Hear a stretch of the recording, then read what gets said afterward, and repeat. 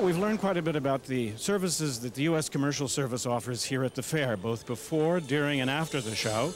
And now we're going to spend the next few minutes talking about some best practices that have been communicated to us by the successful U.S. companies that have been here at the show for many years. You won't want to miss this segment.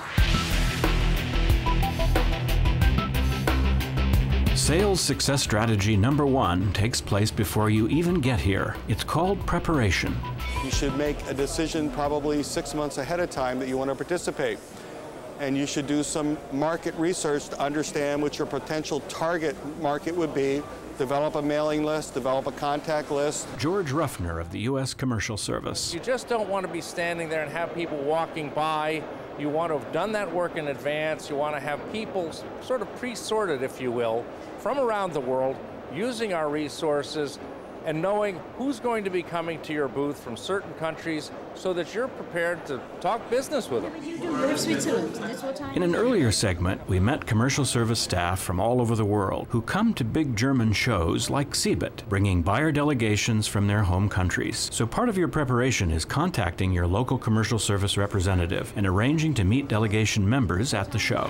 Additional preparation involves monitoring the show website as exhibitors register. You can pre-plan who you'll visit, even emailing them in advance that you'll be coming. Many of the big exhibitors eagerly troll the show for smaller partners. And we, IBM, we have always open ears for everybody. And if we can make business with an American company, with another company within the world, we are open-minded for all this.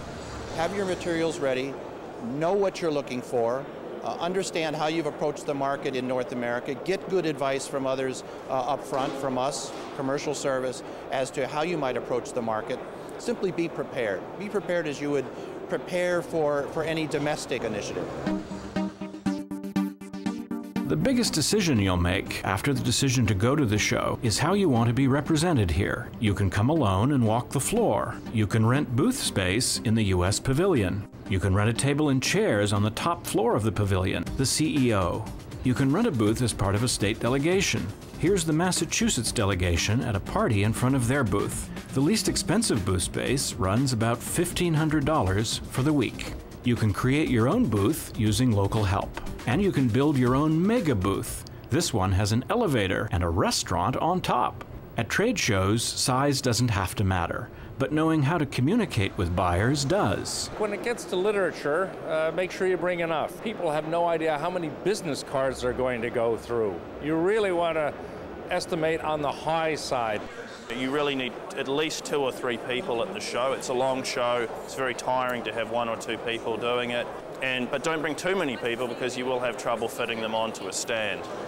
And how do you present information to an audience that is both technical and non-technical? Combination of text and diagrams is a good thing. We have done it both ways. In the past, we have to use more diagrams. It all depends because markets have shifted.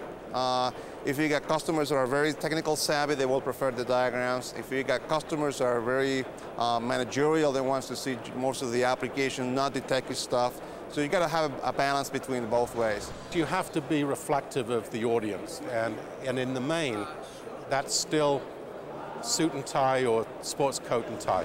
Getting the word out about your products and company is an important challenge at any trade show. CeBIT offers a number of ways, like the Show Daily, a publication read by thousands of fair goers. No guarantees, but the commercial service will help you to try to get a placement.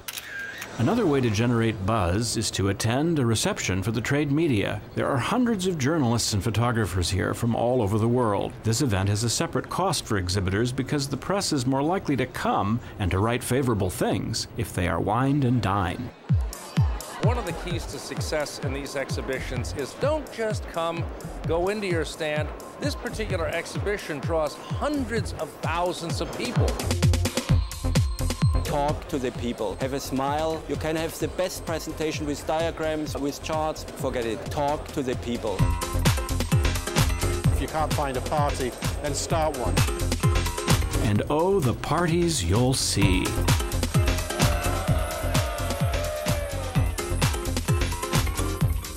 And here's one other piece of advice. You can actually get black, look like dress shoes but they actually have rubber soles on them, and it's very important if you're going to be standing up all day. With your sensible shoes, you need a sensible strategy for attracting buyers to your booth and getting them to linger there. Some exhibitors hire attractive assistants. Some will bend over backwards to attract a crowd. Others work to declutter their space.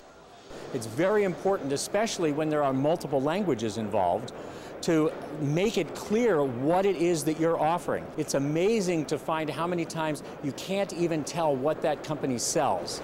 Redcom, a telecommunications hardware firm from New York, has been coming to CeBIT for many years. They avoid areas in the hall that are too close to mass transportation entrances and too far away from major foot traffic. You have to have a location. It's just like in real estate. Location, location, location. Next time we will be in the same area, actually where our competitors are. And we'll take their rejects and see what we can do with them. A tour of Redcom's booth is a tour of booth psychology. You need certain amenities. You need to be able to sit down. Now, regular chairs, that's one of the issues, are not very practical because it looks like you're not doing anything. You're slouching off. So, in this case, you have these chairs on a discussion table. When you sit on there, it doesn't look like you're really sitting. It looks like you're partially standing. That means you're not sitting there and goofing off. Redcom uses LCD TV monitors to present slideshows in different languages. Motion always attracts people, regardless of what it is. No upper pavilion restaurant here, but there is a kitchen, also used as a staging area for the next party. One must keep the beer cool at all costs. When the party's over, it's time to follow up on the leads. Well, follow-ups after the show. I mean, if you keep track of every visitor in your show, make sure you got business cards, contact information, email addresses, fax, and everything. So at least after the show, you can personally send an email saying thank you for coming. Before we break for a snack, let's review our key points. Return on investment can be significant at German trade shows like CeBIT, but preparation is key, and it's better to start many months in advance. The commercial service can be a big help in finding buyers and creating a strategy for the show, and the show website is an important tool. Platforms for selling come in different sizes and prices, but face-to-face contact and schmoozing are key. Bring along a nice suit and comfortable shoes. Bone up on booth psychology, whether straight-to-the-point signage or things that attract attention. And finally, be prepared to make a commitment to trade shows beyond 1 year. First thing is, don't come to any of these exhibitions if you think this is a one-shot deal. I'm going to go over there, I'm going to sell whatever it is, and I'm never going back. That really is going to be a waste of your money and your time.